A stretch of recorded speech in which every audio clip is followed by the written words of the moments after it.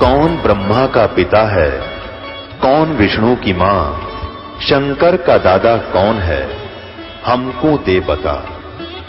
ये जानने के लिए कृपया सुनिए। जगत गुरु तत्वदर्शी संत रामपाल जी महाराज के अमृत वचन सर्व पवित्र धर्मों के पवित्र शास्त्रों के आधार पर।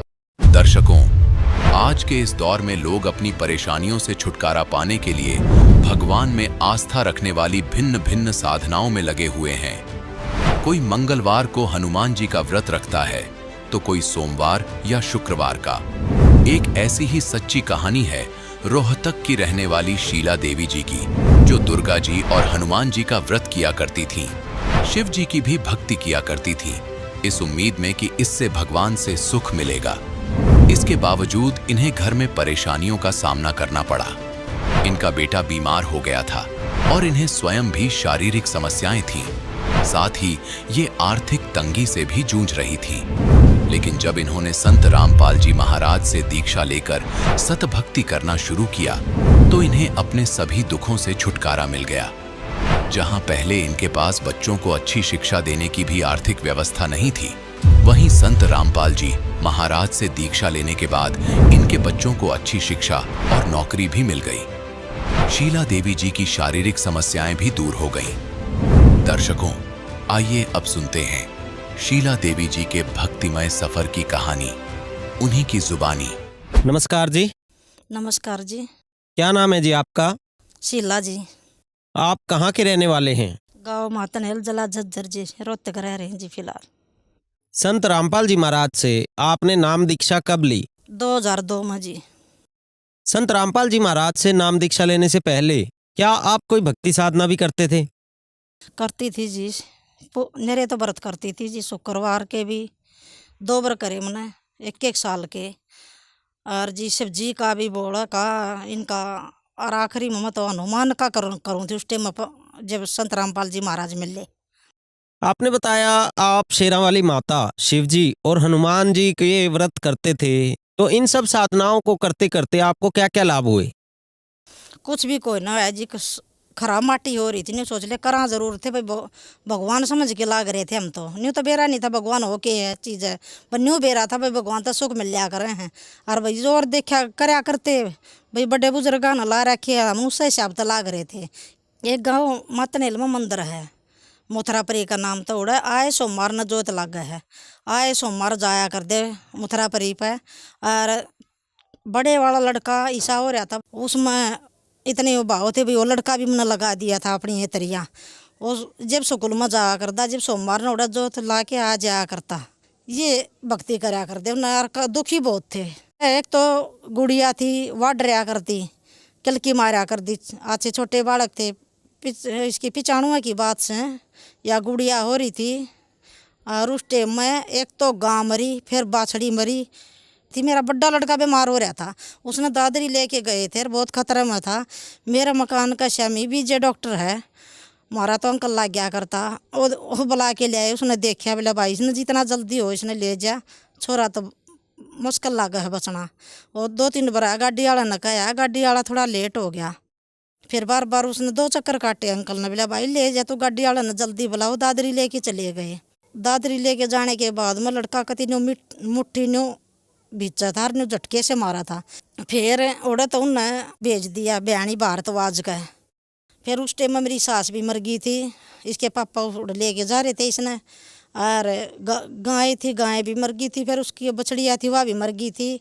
और गुड़िया भी झटके से मारने लग गई थी, कति इसका ताऊ तो और सारे हाथ मसड़े थे। फिर गुड़िया ने जुलाना लेके गई थी मैं, फिर उड़े दिखा के ले आई थी। उसके बाद में नहीं भाई कि वह गुड़िया डर है, अच्छी सियाणी हो गई थी।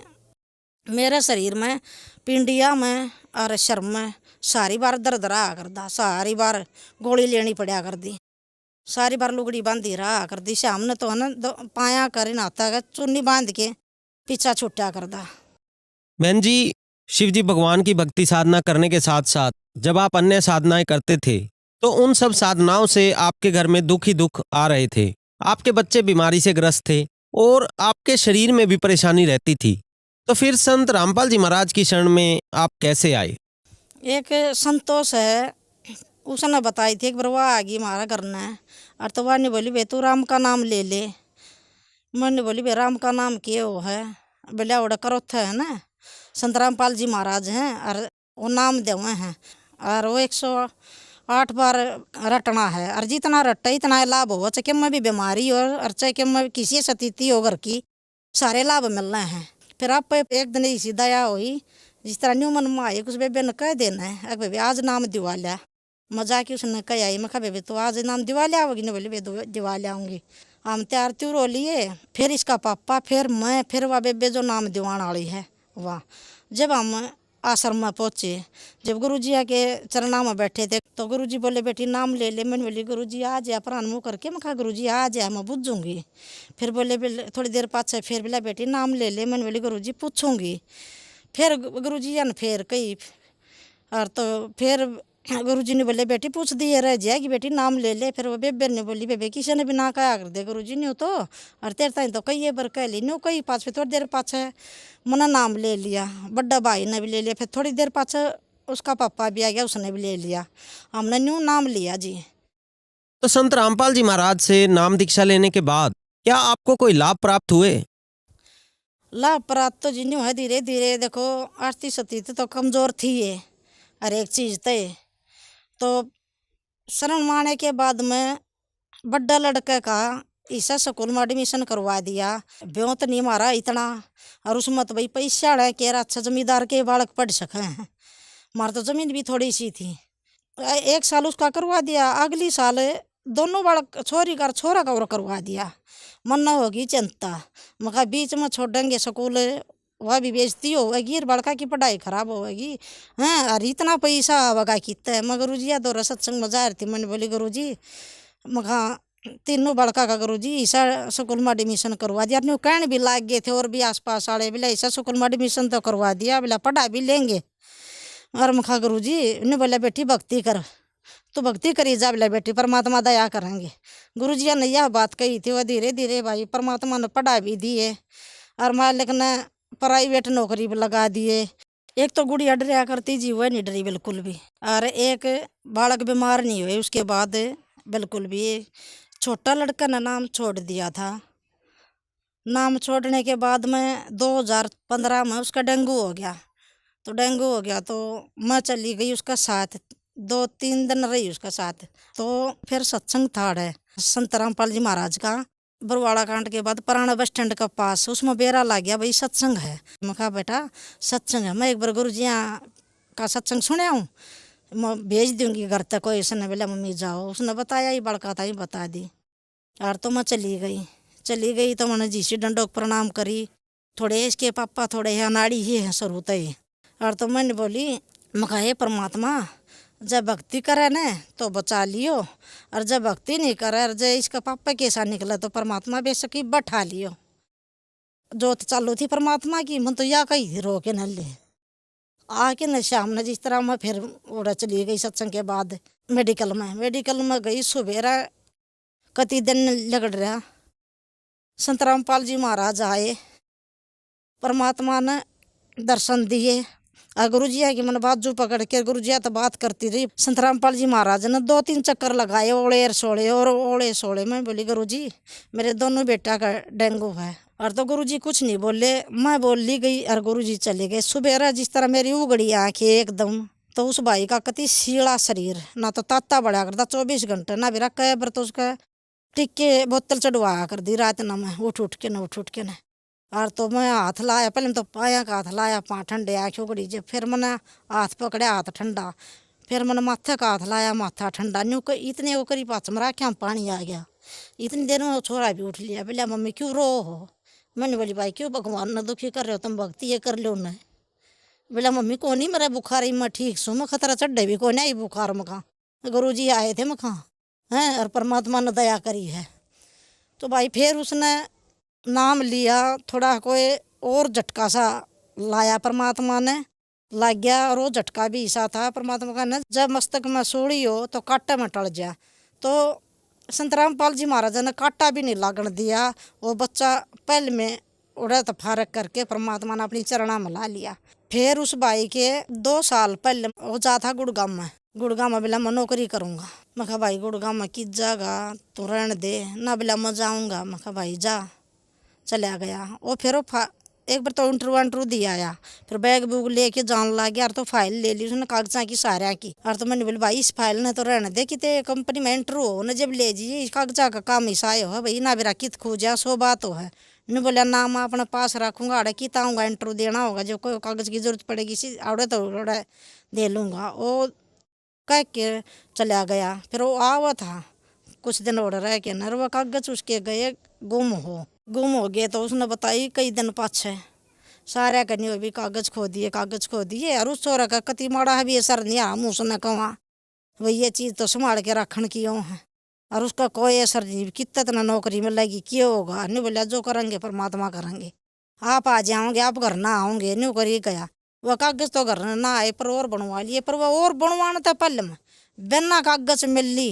परमात्मा ने उस छोटा लड़का था नौकरी दे दी मानेसर में, और वो फिलहाल ही नौकरी कर रहा है 2 साल हो गए। एक बार मैं तूड़ा लेने चले गए सत्संग में आके न कपड़े सुखा रखे तो न्यू के न्यू पैर लिया आके ना मन ने देखा को नहीं के लाग रहा के नहीं। जू दिन ऊपर को होता गया जू मेरा ज़्यादा तकलीफ होने लगी। फिर वो पछी न देखे भी सारे बोले ये ठीक के लाग रहे हैं। मन देखा फिर गुरुजी का ज्ञान इतना तगड़ा था भाई नहीं बेरा था भाई कुछ भी को नहीं होगा, किसी ने कर दिया तो कर दिया। न्यू करती ज़्यादा दिक्कत बढ़ती करी। जब मुद्दी सो तो मुद्दा बड़ दर्द हो जाए, सीधी सो तो सीधा बड़ दर्द हो जाए, इस बड़ करोट लियो तो इस बड़ दर्द हो जाए, चारों बड़ दर्द हो है। तो इसका पापा बोला जा बेटा तेरी आंटी ने बुला के लिया जिसने नाम दिवा था मेरे ताई, उसने बुला के ले आए। वो बोला बे गुड्डी देखे न्यू नहीं हो रहा है ये बोले ये ठीक रहे न्यू करो आप आश्रम में जाओ और गुरुजी तो प्रार्थना करो। ले हम उड़ता चल पड़े आश्रम में। और वानी बोली बूझ लिए गुरुजी ने, गुरुजी ये कपड़े नहर में बवा वहाँ के फूका। तो गुरुजी हम गए जब परमात्मा ने सामने न्यू बैठे थे हम चले गए। गुरुजी तो बात हुई तो दर्द गंगा था जिस तरह न्यू बिनाड़ ना हुए थी। गुरुजी का आगे बैठे गुरुजी तो बता दी माँ गुरुजी न्यू दिक्कत से और परमात्मा ये कपड़े फूका के करा ना। बोला बेटा इसे नए कपड़े कितना फूकड़ ना हो क्यों बगाओ फिर ये बोला बेटा कुछ ना हो। और मैं बैठी न्यू करूँ माँ न्यू देख लूँ दर्द से ना बीबी तो माम तो भाई वाई बात जी हाँ हमने के बेरा। और तो बिल्कुल भी दर्द नहीं था। उस दिन के बाद को नहीं दिक्कत हुई मेरा, यो आराम होया परमात्मा की शरण में जाने के बाद में। और एक गुड़िया जब जिस तरह उसने पेपर देने जाना था और वह जान नहीं पाई थी। और तो जब गुरुजी तो प्रार्थना करी थी गुरुजी मैं तो पुस्तक सेवा कर लूँगी। गुरुजी बोले जब गुरुजी ने कोई थी जाओ बंदी छोड़ के मेरी बेटी बोला सेवा करिए बोला बेटी ऐसा रिजल्ट आओगा कदे भी नहीं आया। जो वह पास हुई ना 9वीं क्लास में थी कि 10वीं में थी, जो वह मेरिट आई थी पूरा स्कूल में। बहन जी संत रामपाल जी महाराज से नाम दीक्षा लेने के बाद आपको बहुत से लाभ प्राप्त हुए। आपके परिवार में जो शारीरिक बीमारियां थी वो सब दूर हो गई। तो आज लाखों श्रद्धालु आपको सुन रहे हैं, आप उन्हें क्या संदेश देना चाहेंगे? हम तो जी प्रार्थना कर रहे हैं हाथ जोड़ के भाई संत रामपाल जी महाराज से नाम दीक्षा लेकर अपना कल्याण करवाएं। धन्यवाद जी। सच्चा है जी। अब जगत गुरु तत्वदर्शी संत रामपाल जी महाराज जी के सत्संग के माध्यम से उस अद्वितीय आध्यात्मिक ज्ञान के बारे में जानते हैं जिसके माध्यम से आप भी प्राप्त कर सकते हैं ऐसे आध्यात्मिक, मानसिक और भौतिक सुख जो अभी तक आपने सिर्फ मीराबाई, ध्रुव, प्रहलाद जैसे कुछ ही भक्तों की जीवन कथा में सुने होंगे। अब सुनिए तत्वदर्शी संत के संग शास्त्र अनुकूल भक्ति सत्संग, ऐसा अद्वितीय आध्यात्मिक ज्ञान जिसका है सर्वधर्मों के पवित्र शास्त्रों में प्रमाण। हे अल्लाह के रूप, आप दिल्ली चलो मेरे साथ, और वहाँ की जनता में भी यही आग फैल रही है। हिंदू और मुसलमानों की आपस में बहुत झगड़े रहते, मुझे भी चैन से नहीं रहने देते। आपके इतने निर्मल विचार हैं दाता, वो सारे एक हो जाएंगे, आप मेरे साथ चलो। परमात्मा बोले मैं ऐसे नहीं चलता, पहले मेरा शिष्य बन तब मैं जाऊंगा। कहने लगे जी बोलो क्या? शिष्य बन गया मैं, मेरा तो जीवन ही नहीं था, आपने दान दिया है जीवन, मैं आपका शिष्य, आप मेरे मालिक हो। परमात्मा बोले सुन ले, कुछ नियम होते हैं शिष्य के, शराब, मांस, तमाकू छुआ नहीं का, और अपने राज्य में मुनादी कर देना, प्रतिबंध लगा देना, कोई जीवन ऐसा नहीं करेगा। अब उसने कहा कि देखो जी, मैं प्रयोग नहीं करूंगा मांस आज के बाद, ये मेरा पक्का वायदा हो लिया। तम्बाकू भी नहीं प्रयोग करूंगा, शराब तो हम प्रयोग करते ही नहीं। और दूसरी रही बात कि मैं प्रतिबंध जरूर लगा दूंगा, लेकिन मैं मजबूर हूं, ये मुसलमान मेरी मानेंगे नहीं, और मैं ज्यादा जोर दूंगा तो मेरा राज खत्म कर देंगे, इसलिए मैं विवश हूंगा इस बात पर। परमात्मा बोले ठीक है, तू मत खाना। अब ठीक है जी। तो मालिक को साथ लेकर परमात्मा चले गए झोपड़ी में, वो आगे अपने राज दरबार में वीर सिंह के पास। तो वहां शेख तकी नाम का जो गुरु था मुसलमान, उसको जाकर के राजा ने बताना ही था अपनी खुशी कि भाई आज मैं कमाल हो गया, मैं बिल्कुल स्वस्थ हो गया तकी, शेख तकी जी, हे पीर जी। और कबीर साहब ने केवल आशीर्वाद दिया था, मेरे सिर पे हाथ रखा था, मैं स्वस्थ हो गया, मेरा कति आज कोई मुझे रोग का नामो निशान नहीं है, मैं बहुत खुश हूँ। और वीर सिंह अब खाना खाऊंगा, और खूब छक कर रोटी खाई। अब कहते हैं 2 फकीर और 2 वजीर ये कभी भी एक दूसरे की प्रशंसा सुन नहीं सकते। अब उसके आग लागी कि तेरी महिमा कम और कबीर की महिमा ज्यादा होगी। तो मुंह चढ़ा लिया शेख तकी ने। सिकंदर लोधी को मालूम था कि शेख तकी रूस गया तो मुसलमान ग्रुप सारा रूस गया तेरा, और ये आग लगा देगा, तेरे राज को नाश करवा देगा। चिंतित हुआ, पूछा क्या बात है, क्यों चिंतित हो, कैसे आपने नाराज हो गए मेरे से? तो उसने कहा कि मेरी क्या जरूरत है, तुझे पीर मिल ही गया है, काफिर काफिर। अब उसने सोचे सिकंदर लोधी ने कहा ये तिसका तो ये रोग लाग गया भाई। तो कहने लगा जी क्या बात है बताओ तो, कि क्या जरूरत है तुझे? तू कहता ठीक कर दिया, और आप ये कहती हो रामानंद को जीवित कर दिया, मेरे सामने जीवित करके दिखाओ तब मानो मैं। अपने आत्मा सिकंदर लोधी चिंतित हो गया। अब वीर सिंह ने एक बीच का रास्ता निकाला।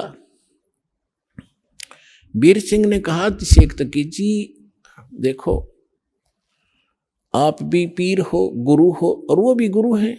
देखो संतों की लड़ाई ज्ञान की होनी चाहिए, इन सिद्धि शादियों की नहीं होती, क्योंकि वो ज्ञान से परिचित थे। आप ज्ञान की चर्चा कर लो उनके सामने, हम बुला लेते हैं, बुला लो बुला लो। अब कबीर साहब आ गए, सिकंदर लोधी और सारे बैठ गए, हजारों लोग श्रोता आ गए। तब परमात्मा ने कहा कि बोल प्रसन्न कर भाई शेख तकी।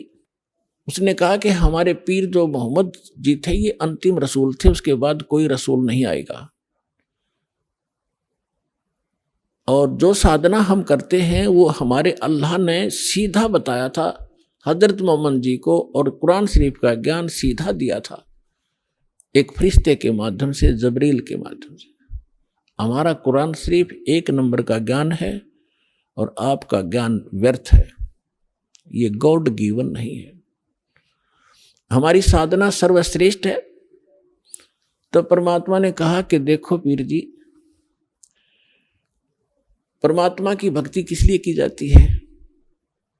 घर में सुख हो, शरीर स्वस्थ रहे, घर में कोई दुर्घटना ना हो, कोई अशांति ना हो, कोई इसी प्रकार का कोई ऐसा अनहोनी ना हो, ऐसे इसलिए करते हैं। और मोक्ष हो, हाँ कहाँ ऐसे करते हैं कि आप हजरत मोहम्मद जी जितनी साधना, नमाज या कोई परहेज रख सकते हो कि नहीं? नहीं, वो तो महापुरुष थे, वो तो नबी थे, रसूल थे, तो उन जितनी आप नमाज भी नहीं कर सकते इसी श्रद्धा से। हजरत मोहम्मद जी का जीवन देखो, वो पहले भी दुखी थे और नबी बनने के बाद भी दुखी, साधना करते करते पैर टूट गया उनके ऊपर।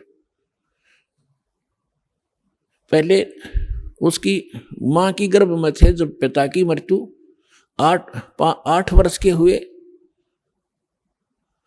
जब 6 वर्ष के हुए जब मां की मृत्यु, फिर दादा पाले था, 8 वर्ष के हुए दादा की मृत्यु, अनाथों की तरह पला, और फिर उसका 25 वर्ष की आयु में एक 40 वर्ष की आयु की एक औरत से विवाह हुआ, जो 2 बार पहले विधवा हो चुकी थी।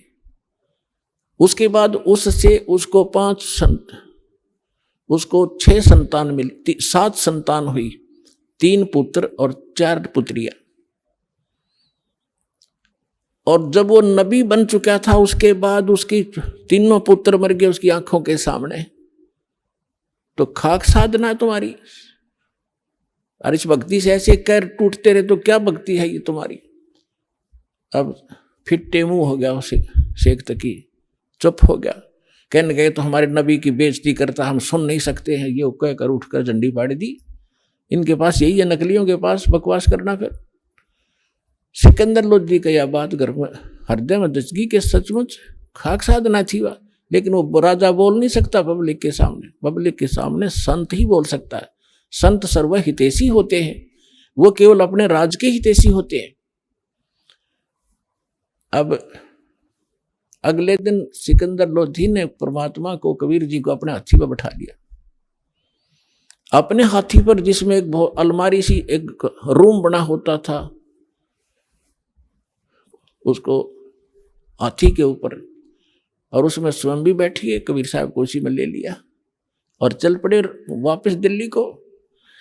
अब रास्ते में आए, पड़ाव डाला एक नदी दरिया के ऊपर, क्योंकि वहाँ सैनिक भी काफ़ी साथ थे, वहाँ भोजन बनाते थे, नहाते धोते थे, इसलिए पानी का आसरा लेकर के वहाँ रुका करते थे सफ़र में। तो शाम ने सब अपना लेट गए, सुबह उठे। सिकंदर लोधी का दिनचर्या थी सुबह जाकर उस पीर जी का माथा टेक्या करता, उसको खुश रखने के लिए। जब उसके टेंट में गया, मुंह चढ़ा रखा, उसने टेढ़ा मुंह कर लिया, सीधा मुंह नहीं बात करे। सिकंदर समझ गया कि इसका कोई मरोड़ी लग गई, कोई आज फिर इसका कुबद भारी है इसके मन में। विनम्र भाव से पूछा, पीर जी क्या हो गया, कि क्या जरूरत है आपने मेरी? अब तुझे मिल गया ना वो मुर्दे जिंदे करने वाला। मैं तो जब मानो मेरे सामने मुर्दा जिंदा करे तब उसको पीर पैगंबर की संज्ञा दूंगा, नहीं तो जाके मुसलमानों को कह दूंगा कि राजा काफिर हो गया है। राजा हिंदू बन गया है, काफिर बन गया है, एक हिंदू को गुरु बना लिया। अब सिकंदर के पैरों तले की धरती खिसकी कि जाते काम करेगा और सारे मुसलमान इसकी मुट्ठी में, और राज से रहित करेगा मुझे। चिंतित हो गया, वापस आ गया। उस टेंट में आया जहां भगवान बैठे थे, परमात्मा अंतर्यामी है। उनका चेहरा उतरा, देख कर कहा कि राजा, कोई राजकाज की बुरी खबर मिल गई क्या? तो उसने कहा कि भगवान, आपके रहते राज में क्या राजकाज की क्या खबर बुरी मिल सकती है, लेकिन मेरे साथ जो पीर है हमारा, ये मेरा शर का दर्द है और ये जब चाहे हो जाता है। आज यो मेरे से ढंग से बात नहीं कर रहा है और इसने मुझे चिंता पैदा ये कर दी है कि तूने काफिर गुरु बना लिया है और मैं मुसलमानों को बताऊंगा और जाते मेरा यो काम बिगाड़ेगा। ये तो पक्का अनाड़ी है। परमात्मा ने कहा, क्या कहता है? कि ये कह रहा है कि मेरे सामने मुर्दा जिंदा करके दिखावा कबीर, तब मानूं मैं। परमेश्वर बोले, भाई जा, उसने नो कह दे कोई मुर्दा ले आवे, चल तेरी टेंशन तो खत्म करूं मैं, हमारी तो देखी जाएगी। अब परमात्मा अपने बच्चे के, अपने भगत की टेंशन नहीं देख सकता।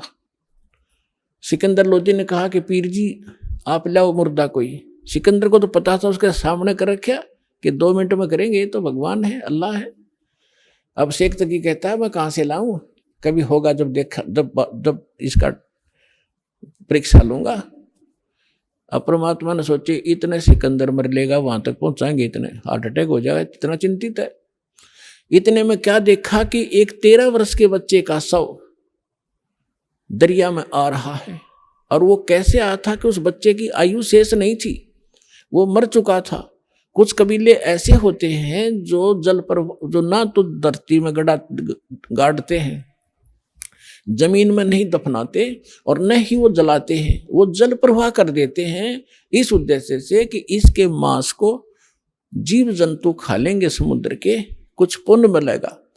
इस करके उसको एक फ्लोटिंग सा बना करके, एक घास फूस का तैरने वाला बेड़ा सा बना के उस पर लिटा देते हैं और ऐसे सत्कार से उसको बहा देते हैं। वो बहता हुआ आ रहा था। तब सैनिक स्नान कर रहे थे, उन्हें दूर से देखा कि वो आ गया मुर्दा, एक मुर्दा आ गया, मुर्दा आ गया। सबको पता चल गया था कहानी क्या है। तो सभी आकर इकट्ठे हो गए, कबीर साहब भी आ गए, सिकंदर उसको शेख तकी कोई बुला लाए। तब परमेश्वर ने कहा, शेख तकी पहले तू जंतर मंत्र कर ले, कदे फिर नंबर बनावे। और करके दिखा इसको जीवित। तो सभी और भी उपस्थित थे, उन्होंने कहा जी ठीक है, देखो दो के बीच में कोई होता है तो दोनों ने ही अपनी दिखानी चाहिए शक्ति। तो लगा फूफा करन, वो चला गया मुर्दा आगे, काफी दूर चला गया। तो शेख तकी कहता है कि ये अपने सिर से बला टालना चाहता था। मुर्दे जिंदे होते कभी, वो तो कयामत के समय मुर्दे जिंदे हुआ करते हैं, कयामत आओगी कभी, जैसा वो नर टाला रखा है। तो परमात्मा ने उस मुर्दा जो बहता जा रहा था डाउन स्ट्रीम में, जिधर पानी के बहाव में काफी 2-3 फरलांग चला गया था, 1000 गज के लगभग 1000 फुट की दूरी, तो वहां से मालिक ने ऐसे संकेत किया, मुर्दा वापस चल पड़ा जैसे इंजन वाली किश्ती धारा के विपरीत बहकर फ्लोट होकर चलती है, और सामने आकर रुक गया, नीचे लहर चल रही है। तब परमात्मा ने कहा था कि हे आत्मा, तू जहां भी है कबीर हुक्म से वापस आ और इस मुर्दे में, इस बच्चे के शरीर में प्रवेश कर दोबारा और बाहर आ जा। बोलो सतगुरुदेव। उसी समय वो बच्चा जीवित हुआ, कंपन हुई शरीर में, और परमात्मा के चरणों में आके दंडवत प्रणाम किया। बोलो सतगुरुदेव।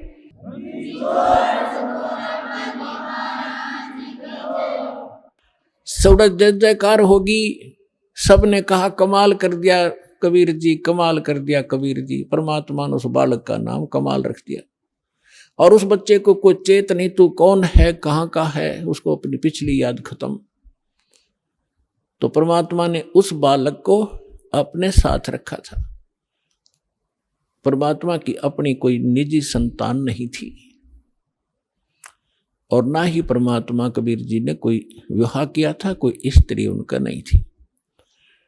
अब लंबी कहानी ना सुना करके आगे आपको बताता हूं कि शेख तकी ने एक और परीक्षा लेनी चाहिए। उसने कहा कि ये तो मुर्दा सदमे में था, और सदमे वाला जीवित हो जाता है। जब जानो मेरी बेटी 10-12 काफी उस समय से, महीने 2 महीने से कब्र में दबा रखी है, यदि मेरी लड़की को जीवित कर देगा मैं मान लूंगा कबीर इज गॉड, कबीर अल्लाह है, और नहीं तो ये भगवान नहीं है, फिर डंडोरा पीट दूंगा। अब फिर चिंतित हो गया सिकंदर लोधी कि इसने तो कोई ना कोई सिर दर्द मेरा बना के ही रखना है। तब कबीर साहब को पता चला टेंशन का। तब कबीर साहब ने कहा कि ऐसा करो सिकंदर, इनसे कहो आप आसपास के अक्षेत्र में अनाउंसमेंट कर दो कि तीसरे दिन शेख तकी की बेटी कब्र से निकालकर कबीर जीवित करेगा, कबीर जी। अब सिकंदर जी को तो पता था कि जो कह दिया फाइनल। उसने तुरंत मुनादी करवा दी। सौरों आसपास लाखों की संख्या में लोग एकत्रित हो गए जिस दिन मालिक ने समय रखा था। कब्र फुड़वा दी। सिकंदर शेख तकी खड़ा, सिकंदर राजा खड़ा, मंत्री खड़े और भी दर्शक बहुत गणे। उस कब्र को फोड़ दिया गया। बच्ची का शव उसके अंदर था। 12-13 साल की लड़की थी। अब परमात्मा ने कहा कि शेख तकी अब तू अजमा ले अपना जंतर मंत्र, कहीं फिर 5-6 नंबर बनावे। तो वहां उपस्थित सभी व्यक्तियों ने कहा जी अगर इसके पास कोई शक्ति होती तो अपनी बेटी ने कौन मिट्टी में दाब के जाता, ये तो फेल है इस मामले में, आप दया करो। तब परमेश्वर ने कहा कि हे शेख तकी की बेटी जीवित हो जा। लड़की जीवित ना हुई। और शेख फिर कहा कि शेख तकी की बेटी जीवित हो जा, ना हुई। तो शेख तकी ने भंगड़ा पा दिया, नाचे कूदे, देखो ढोंगी का ढोंग पकड़ा गया। मुर्दे कभी जीवित होते हैं, ये तो कयामत में होते हैं, कयामत में होते हैं। उस नालायक व्यक्ति ने अपनी बेटी के जीवित ना होने का गम नहीं, कबीर साहब के हारने की खुशी मना रहा है। तो ये होते हैं साकेट प्राणी के लक्षण। सामने भगवान खड़ा और उसके साथ खसने लग रहे। परमात्मा ने तीसरी बार फिर कहा, वो फिर भी नहीं हुई। तो और ज्यादा जंप लगावे, कूदे, नाचे, डांस करे। परमात्मा ने कहा डट तजा बंडेले, तू शांति करे। वो तो उसको दिखाना था उसकी नीचता जनता को कि ये अपनी बेटी को जीवित कराने में खुश नहीं है, ये तो कबीर जी को हराने में खुश है। ऐसा साकट व्यक्ति है। उसी समय परमात्मा ने कहा कि हे जीवात्मा, जहां भी है तू कबीर हुक्म से वापस आ और इस बेटी के शव में प्रवेश कर। बेटी वापस आ। 2 सेकंड के अंदर लड़की जीवित होकर मालिक के चरणों में दंडवत प्रणाम किया। बोलो सतगुरुदेव।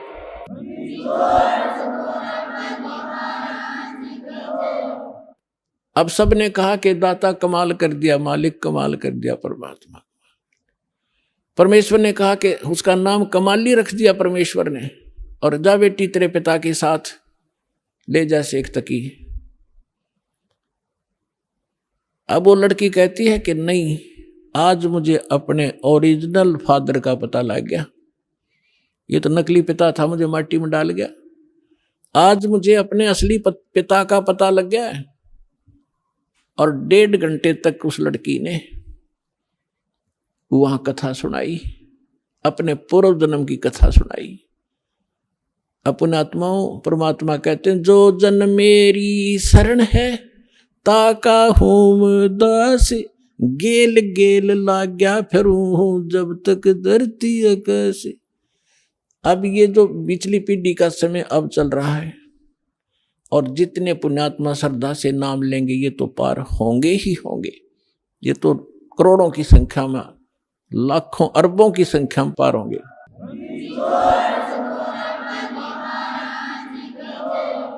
लेकिन इस भक्ति युग के अंत में कुछ ऐसी काल के दूत आएंगे, धीरे धीरे भ्रमित करना शुरू करेंगे, तो अपने आप ऑटोमेटिकली है, वो तो होगा ही होगा। उस समय कुछ भक्त रह जाएंगे, वो पार ना हो पाएंगे। तो उनमें से यही आत्मा कमाली और कमाल की थी। तो परमात्मा,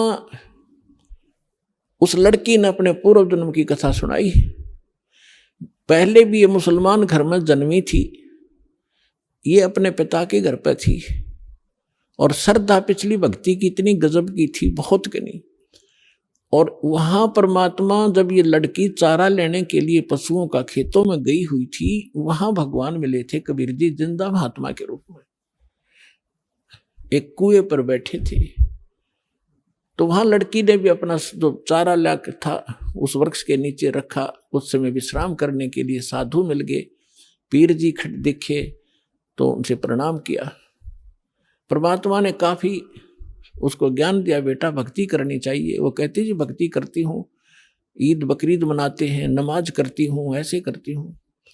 परमात्मा ने सारा ज्ञान समझा, बेटी ये ईद और बकरीद मनाना, मांस खाना, ये महापाप है, ये नहीं खाना चाहिए। कोई आपको काट कर खावे कैसा लगे? लड़की स्तब्ध हुई। बच्चे का जल्दी घर करती है ये ज्ञान, अज्ञान भी ज्ञान भी, बुराई भी और अच्छाई बच्चा जल्दी से ग्रहण करता है, जैसा उसको माहौल मिलता है। काफी ज्ञान सुनाया, बेटी ये भक्ति नहीं, भक्ति अलग से हट के इसकी। अब सामने देखा कि भी मुसलमान ही है, ये बता रहा है, तो बच्ची के बात समझ में आएगी। कहने के भगवान फिर क्या करूं कि बेटी जो मैं साधना बताऊं ये करना, और ये 2 दिन का जीवन है, असंग जन्म हो गया, जन्म तेर मृत्यों को मैं ऐसी साधना बताऊंगा ये पीछा छूट जाएगा। लड़की ने क्या नाम ले लिया, और बेटी मांस नहीं खाएगी। अगर नहीं खाऊंगी महाराज, कत्ती नहीं खाऊंगी, कोई कंपलसरी नहीं मांस खाना, खाओ तो खाओ, मैं नहीं खाऊंगी। लड़की ने दृढ़ निश्चय किया, और लड़की होगी 17-18 साल की, विवाह से मना कर दिया। इतना वैराग हो गया उसके अंदर, और माता पिता को चिंता होगी वे बेटी को हम घर पर नहीं रख सकते।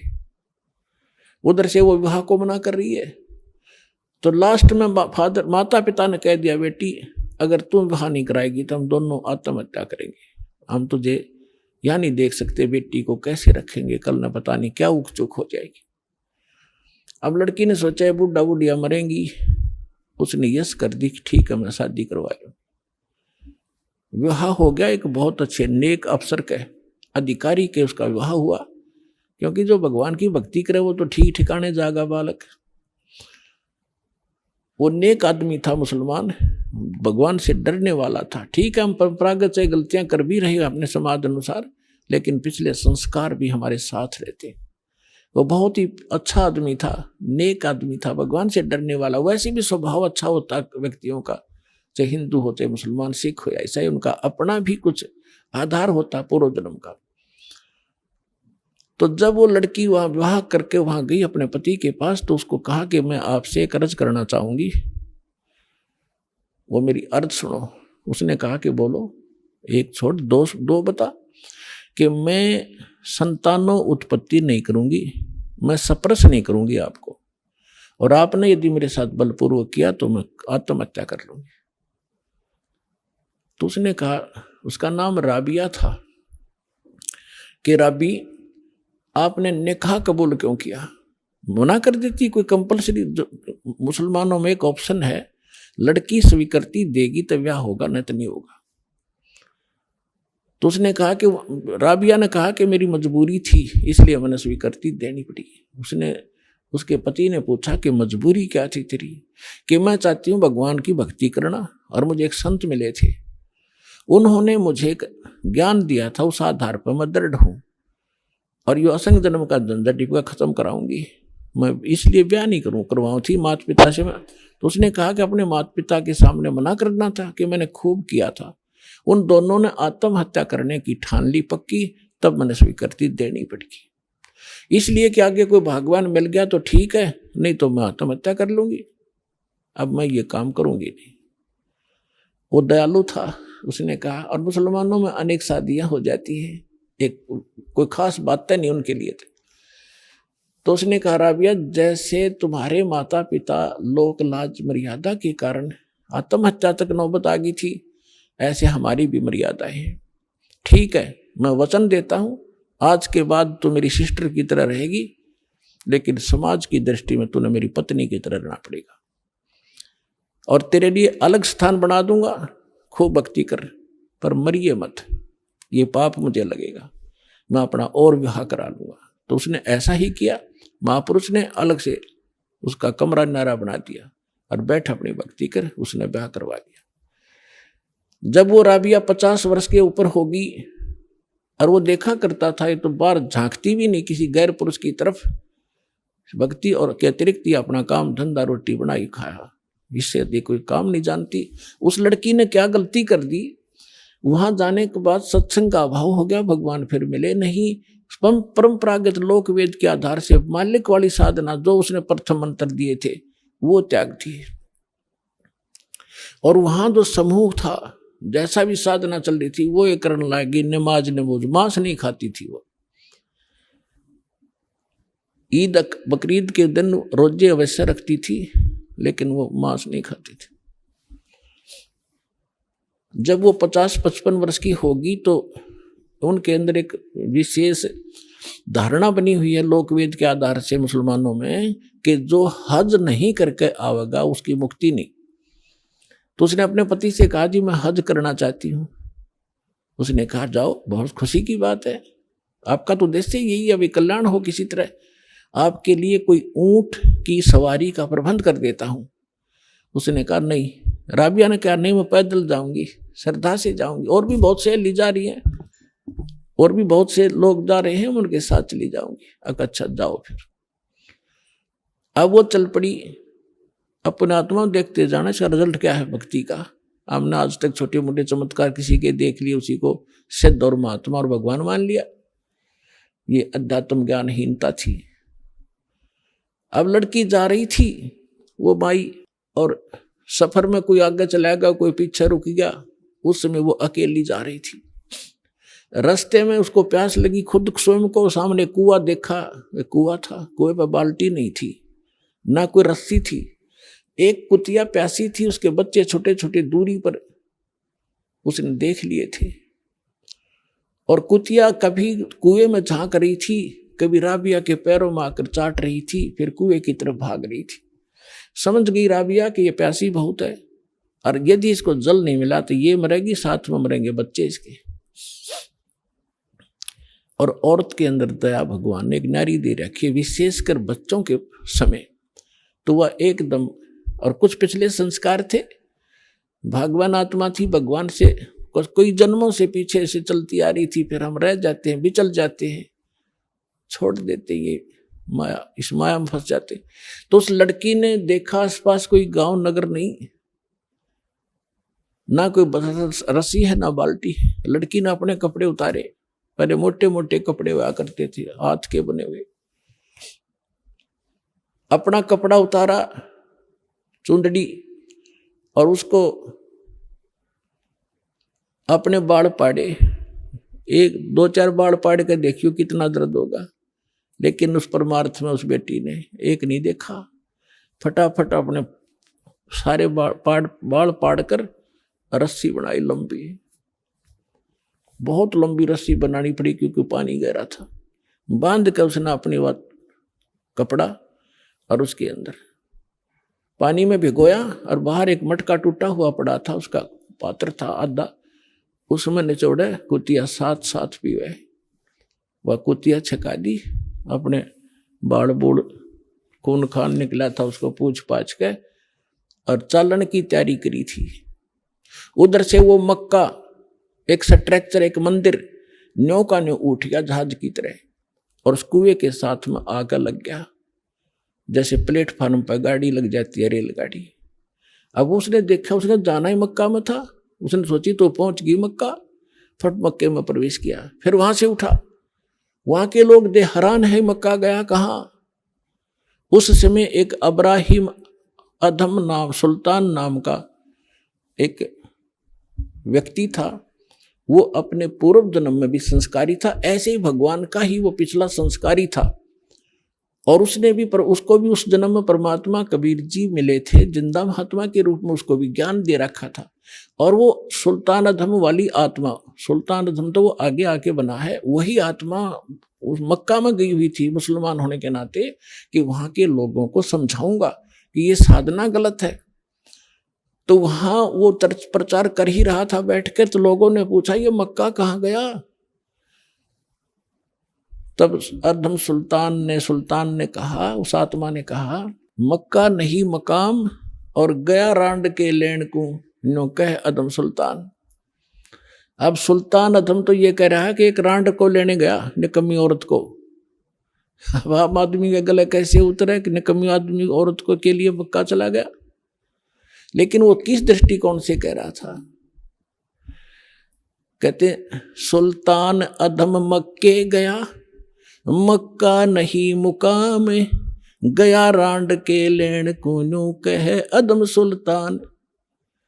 वो कहने लगे कि आप क्या बात है, कैसे किसको लेने का, इतने मक्का वापस आ गया।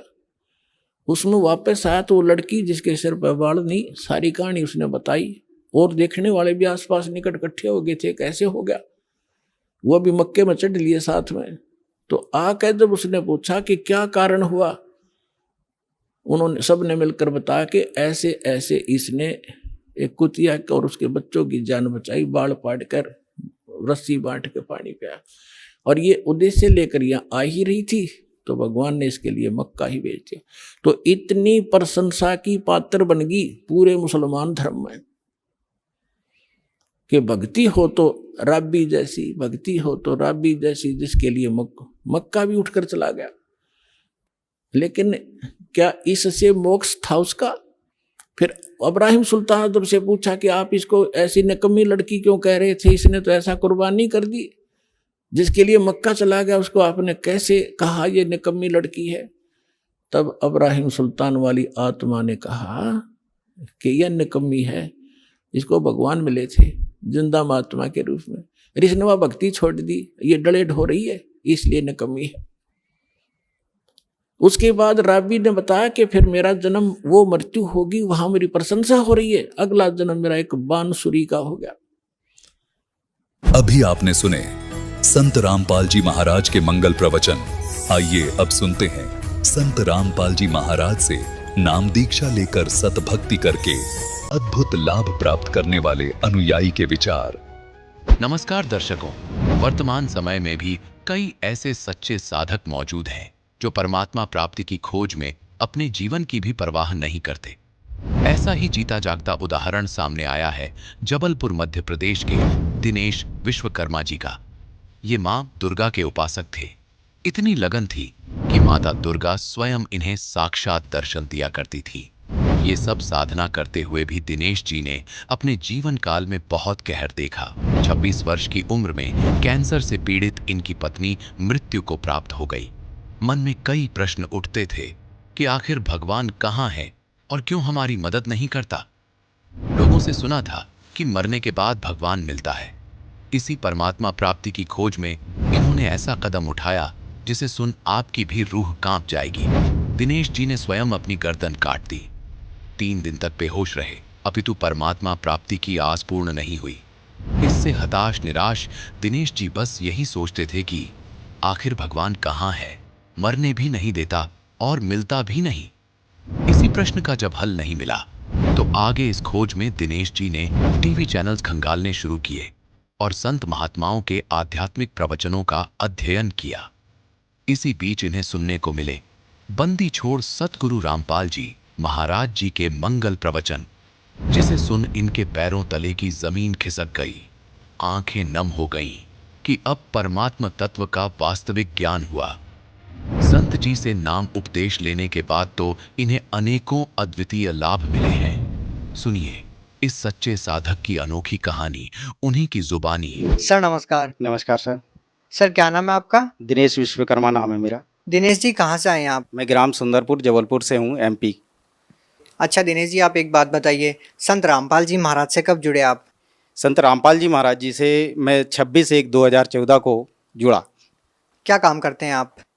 दास जो है परमात्मा के जुड़ने से पहले इंश्योरेंस सेक्टर में काम करता था। सर संत रामपाल जी महाराज से नाम दीक्षा लेने से पहले आप क्या भक्ति साधना करते थे? मैं संत रामपाल जी महाराज बंदी छोड़ सदगुरु रामपाल जी महाराज जी की साधना करने से पहले दुर्गा जी की उपासना करता था। चूँकि मेरे घर में सारे लोग दुर्गा की ही उपासना करते थे, वही उपासना मैं करता था। और उस उपासना के करते करते मेरे जीवन में इतने कहर टूटे कि 26 साल की उम्र में मेरी पत्नी की मृत्यु हो गई कैंसर से। और दुर्गा जी का उपासना करने से जो मैं आपको बताने जा रहा हूँ कि दुर्गा जी ऐसे साक्षात 8वां अंग सहित ऐसे तख्त पे विराजमान हो जाती थी। और हम उनसे यही प्रार्थना करते थे कि कैंसर था, कैंसर ठीक हो जाए।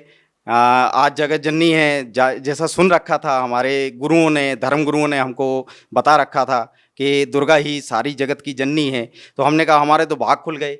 ये इतना मतलब किसी को नहीं मिला। तपस्या करते हजारों वर्ष तपस्या करने के बाद जो प्राप्त नहीं होता वो मैं इन आंखों से देख पा रहा हूँ। मेरे तो भगवान मिल गया, मेरा मोक्ष हो गया, सारी चीज़, और तो मेरे रोग दूर हो जाएंगे, पत्नी के सारा हो जाएगा। लेकिन भगत जी क्या बताऊँ कि वो यही कहती रही ठीक हो जाएगी। वो दूसरे दिन मेरी पत्नी की मृत्यु हो गई। मृत्यु हो जाने के बाद मैं सारी रात सोया नहीं। मैं ये सोच रहा था कि इस दुनिया को मैं बताऊँगा, कोई यकीन नहीं करेगा कि ये दुर्गा साक्षात देख रहा था। और इसके बाद भी इसके ऐसे हाल हो गए कि पत्नी मर गई, कैंसर से मर गई। मैंने क्या किया, सुन रखा था जैसे धर्मगुरु ने कि भाई मरने के बाद भगवान मिलता है, मरने के बाद भगवान मिलता है। तो मैंने फैसला कर लिया सुबह मैं अपने आप को मार दूंगा और इसके बाद सफ़र करूंगा कि भगवान है कहाँ। जीते जी भगवान तो मैंने देखा, वो मेरे जीवन के कहर नहीं अलग कर सका। कोई मेरे जीवन में कहीं पे भी सुख और शांति नहीं प्राप्त हुई। ऐसा करके मैंने अपने आप का ये गला काट दिया। गला काटने के बाद जो है मैं 3 दिन जो है मरा हुआ था। दुर्गा जी के ऐसी चेहरा मेरे सामने होता था। मुझे जो है जितने भी काल के जो दूत हैं लेने आते हैं वो ले जा नहीं पाए। मैंने बोला भगवान मरने भी नहीं दे रहा, मिलता भी नहीं है, कहाँ जाऊँ, कैसे पाऊँ। जब ये चीज़ हुई, मेरे प्रश्नों का उत्तर नहीं मिल रहा है, मरने देता नहीं, मिलता है नहीं, भगवान है कहाँ। ऐसा करके जो है मैं प्रश्नों पे प्रश्न मेरे अंदर से उठ रहे थे। फिर हुआ क्या सर जी कि मैं तीसरे दिन जब अपने होश में आया तो मैं बेड पे पाया, हॉस्पिटल में पड़ा हुआ था। मैं बोल रहा हूँ, मेरी आवाज़ नहीं निकल रही है। तो मैं इशारा किया कि मेरी आवाज़ क्यों नहीं सुन रहे। कोई सुनने वाला नहीं, सब देख रहे हैं। एकदम से उन्होंने देखा, अरे इसको होश आ गया। ठीक है।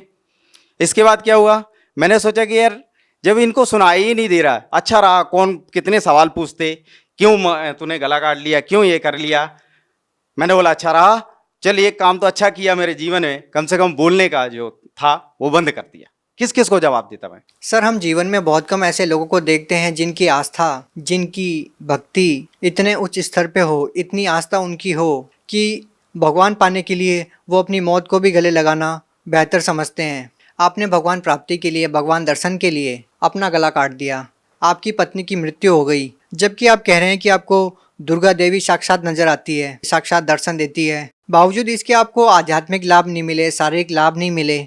सर, आप क्या कारण मानते हैं कि आपको शारीरिक लाभ नहीं मिले, आध्यात्मिक लाभ नहीं मिले, जबकि हम देखते हैं कि आज के समय में बहुत कम ऐसे लोग होंगे जो आपकी तरह आस्था रखते होंगे।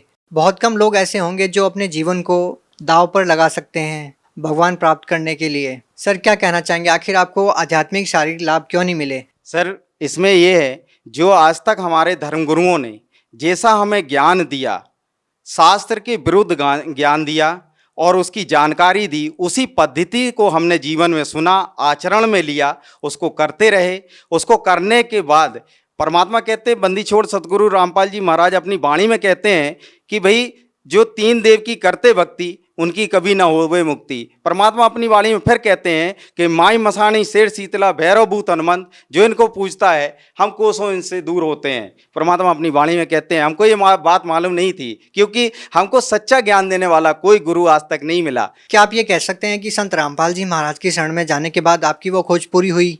बिल्कुल, मैं ये आपको बहुत बढ़िया बात बताता हूँ। मेरे जब ये प्रश्नों का हल नहीं हुआ कि ये भगवान ये नहीं है, तो वो परमात्मा है कौन, कहाँ है, कैसे मिलेगा, मैं इस खोज में जब चला तो मेरे माइंड में एक बात आई कि जो सारे जितने चैनल्स हैं, कहीं ना कहीं कोई तो गुरु होगा जो इस संसार के विषय में, इस भगवान के विषय में जानकारी दे रहा होगा।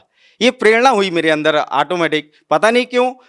मैंने फिर सारे चैनल, सुबह से बैठता था, दिन के 6-7 बजे जो है मैं बैठ जाता था और 11-12 बजे तक मैं चैनल देखता था, सत्संग सुनता था, देखता था। कोई राम की कथा सुना रहा है, कोई विष्णु जी को बता रहा है, कोई जो है कृष्ण जी को लीला बता रहा है, लेकिन कोई इसके आगे की कोई कथा ही नहीं बता रहा है। जब नहीं बता रहा तो मैं उनको फिर मोल्ड करते जाता था, मतलब उनको चैनल चेंज करते जाता था। नहीं मिलता था, थक जाता था, दोपहर में खाना खाता, फिर सो जाता। 3 बजे फिर उठता, शाम के 6 बजे तक चैनल देखता मैं। चैनल देखने के बाद वही कोई राम कथा, कोई कृष्ण जी की लीला बता रहा, वो गोवर्धन पर्वत उठाए, इसके आगे कोई ज्ञान ही नहीं, कोई नहीं। कोई हनुमान जी की उपासना बता रहा, आप ऐसा कर लो, ये हनुमान जी ऐसा चमत्कार कर देंगे, हनुमान जी पूर्ण परमात्मा है कलयुग में। मेरे को ज्ञान ही नहीं समझ में आ रहा है, कोई हनुमान जी को भगवान बता रहा। फिर हुआ क्या कि मुझे जो है ये प्रश्नों का उत्तर एक दिन जो है बंदी छोड़ सतगुरु रामपाल जी महाराज जी का चैनल देखा। उसमें बंदी छोड़ सतगुरु रामपाल जी महाराज जो है दुर्गा कैसे पैदा हुई, कहाँ से इसकी उत्पत्ति हुई, ये सदग्रंथों में प्रमाण करके सब कुछ बता रहे थे। और जैसा मैंने उनका ज्ञान सुना, मेरे तो पैर तले से जमीन ही खिसक गई कि ऐसा अनमोल ज्ञान, हे परमात्मा आप तो ऐसा अनमोल ज्ञान बता रहे हैं मालिक। मैं कहाँ खोज रहा था परमात्मा, आप तो यहाँ मिले मालिक मुझे। मैं तो कहाँ कहाँ ढूंढा, गला काट दिया परमात्मा। आपको तो ढूंढते ढूंढते मालिक आपने मुझे ऐसे ऐसे दर्शन दिए। हे परमात्मा मुझे शरण में ले लो मालिक, मेरा तो सब कुछ बर्बाद हो गया। यहाँ दुनिया झूठ झूठ बोल बोल के और सबको बरगला रखी है, इनको सब मूर्ख बना रखा है, अपनी दुकानें चला रहे मालिक। ऐसा ज्ञान आपने जो निचोड़ करके सदग्रंथों में दिखा दिया। मैं तो ढूंढ रहा था परमात्मा, किसी ने आज तक, मैं बताऊं आपसे सर जी, किसी ने आज तक सदग्रंथों को खोल के नहीं दिखाया कि देवी भगवत गीता में क्या लिखा है, गीता में क्या लिखा है, वेदों में क्या लिखा है, कुरान शरीफ में क्या लिखा है, पवित्र गुरु ग्रंथ में क्या लिखा है, पवित्र बाइबल में क्या लिखा है। गुरु ग्रंथ में भी परमात्मा का नाम लिखा है। 721 वाणी में भगवान अपनी वाणी में कहते हैं, एक अर्ज गुप्तम पेश तू कौन करतार, हक्का कबीर करीन तू बे परवरदिगार। वो मालिक का नाम बता रहे गुरु ग्रंथ साहिब में। सर, आपकी बातों को सुनकर निसंदेह हर कोई विश्वास कर सकता है कि आपको संत रामपाल जी महाराज से नाम दीक्षा लेने के बाद परमात्म तत्व का ज्ञान हुआ। परमात्मा कौन है, कहाँ है, कैसे हैं। हम आपसे ये पूछना चाहते हैं कि संत रामपाल जी महाराज से नाम दीक्षा लेने के बाद आपको क्या लाभ मिले? बंदी छोड़ सतगुरु रामपाल जी भगवान जी से दीक्षा लेने के बाद मुझे, मेरे शरीर में, बचपन में मैं पेड़ से गिर गया था, मेरे रीढ़ की हड्डी में बहुत तकलीफ रहती थी, वो ठीक नहीं होती थी। वो परमात्मा बंदी छोड़ सतगुरु रामपाल जी महाराज जी से दीक्षा लेने के बाद 90 ही दिन में वो जो काफ़ी साल का दर्द था, जो डॉक्टर ठीक नहीं कर पाए, जो कोई संत ठीक नहीं कर पाया, कोई झाड़ा लगाने वाला ठीक नहीं कर पाया, वो परमात्मा की सतभक्ति करने से वो ठीक हो गया। सर जी, ये कहना चाहता हूँ कि जिन पूजाओं को पहले मैं करता था, उनमें मेरे को जो एक गंदी लत थी, जो कोई नहीं जानता था मेरे परिवार में, मैं शराब भी पीता था, बीड़ी सिगरेट भी पीता था और गांजा भी पीता था। और मेरे घर के, मेरे परिवार के कोई नहीं जानते थे कि ये नशा ये करता है। उन पूजाओं को करते करते मेरे को ऐसी नशा की लत लग गई थी कि मैं 5-5 लीटर शराब तक पी जाता था, लेकिन वो कोई जान नहीं पाता था, कोई पता नहीं कर पाता था। मैं आपसे बतलाऊं कि मैं बयान नहीं कर सकता हूं शब्दों में, ऐसी हालत को मैं प्राप्त हो गया था, ऐसा नास्तिक होने जा रहा था कि भगवान इस दुनिया में है ही नहीं। आज जो भगवान पाने की प्रक्रिया जो बता रखी है, उससे भगवान मिला, वो लाभ नहीं मिले भगवान वाले, क्योंकि भगवान के लाभ सुन रखा है कि भगवान तो करुणा का सागर है, दया का सागर है। वो कुछ भी मेरे जीवन में नहीं कि ऐसा घटित हुआ।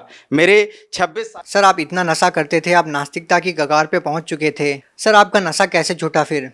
बंदी छोड़ सदगुरु रामपाल जी महाराज जी की शरण में जाने के बाद मैं सर जी आपसे बताऊं, मेरा नशा 1 सेकेंड में ही छूट गया। वो जो लत थी, मुझे इच्छा ही नहीं हुई परमात्मा की शरण में जाने के बाद। सर, अब आपको कितने वर्ष हो गए हैं कि आपने नशा नहीं किया? मैं जब से 26/1/2014 को मैंने परमात्मा बंदी छोड़ सदगुरु रामपाल जी की शरण में गया, उस तारीख से वो सारे नशे छूट गए एक ही पल में।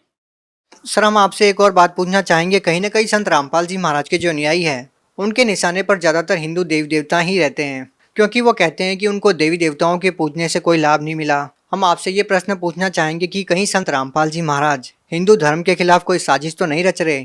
आखिर संत रामपाल जी महाराज किस धर्म को श्रेष्ठ मानते हैं? ये गलत है। बंदी छोड़ सदगुरु रामपाल जी महाराज जी ने किसी भी प्रकार से किसी भी धर्म के प्रति कोई साजिश नहीं रच रखी है। परमात्मा बंदी छोड़ सदगुरु रामपाल जी महाराज जी ने, क्योंकि उनका एक स्लोगन ये एक कि जीव हमारी जाति है, मानव धर्म हमारा, हिंदू मुस्लिम सिख ईसाई धर्म नहीं कोई न्यारा। सर, यहाँ पे हम एक और बात पूछना चाहेंगे कि क्या सारे ही गलत साधनाएं केवल हिंदू धर्म में हैं? मुस्लिम धर्म के बारे में आप कुछ नहीं कहते हैं? आज बहुत सारे धर्मगुरु हैं। मुस्लिम धर्मगुरु में मैंने एक नाम सुन रखा था, जाकिर नाइक का। उन्होंने बहुत खुला चैलेंज किया था कि आज इस संसार में कोई भी गुरु हों दो, कोई भी महात्मा हों दो, कोई भी शंकराचार्य हों दो, मैं उससे डिबेट करना चाहता हूं, मैं डिबेट करने के लिए इच्छुक हूं। बंदी छोड़ सदगुरु रामपाल जी महाराज जी ने बहुत उनको इनविटेशन दिया कि आप हमारे से ज्ञान चर्चा करें, उसका सारा खर्चा भी हम देंगे। अगर आप बहन नहीं कर सकते, वो साधना चैनल के माध्यम से आप अपना चर्चा करने के लिए आ सकते हैं। आपका स्वागत है। बंदी छोड़ सदगुरु रामपाल जी महाराज जी का ज्ञान ऐसा है कि इस दुनिया में उसका कोई सानी नहीं है। सर, आप भगत समाज को क्या संदेश देना चाहते हैं जो आज देवी देवताओं की पूजा करते हैं, नकली धर्मगुरुओं के जाल में फंसे हुए हैं, या ये कहें कि कहीं ना कहीं नशे की गिरफ्त में है? उन लोगों को आप क्या कहना चाहेंगे? सर, भगत समाज को मैं प्रार्थना करता हूँ, हाथ जोड़ के दोनों हाथ से प्रार्थना करता हूँ, जिस भगवान को ये सारी दुनिया ढूंढ रही है, वो परमात्मा, पूर्ण ब्रह्म परमात्मा संत रामपाल जी महाराज जी के चोले में आज इस धराधाम पे बैठा हुआ है। सभी भक्त समाज और जबलपुर एमपी से, जैसा मैंने बताया, मैं ग्राम सुंदरपुर से हूँ, उससे ग्राम सुंदरपुर से लगे हुए 10 गांव हैं। उन सभी भोली पुण्य आत्माओं से मैं प्रार्थना करना चाहता हूँ, एक बार संत रामपाल जी महाराज जी के मंगल प्रवचनों को सुने, उस ज्ञान को सुने और संत रामपाल जी महाराज जी से बहुत जल्द से जल्द दीक्षा लेकर के अपने जीवन का कल्याण कराएं और मोक्ष प्राप्त करें। जी धन्यवाद। सत साहिब।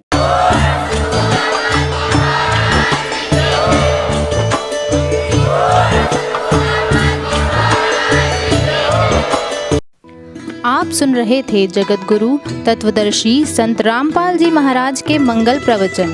अधिक जानकारी के लिए संपर्क करें।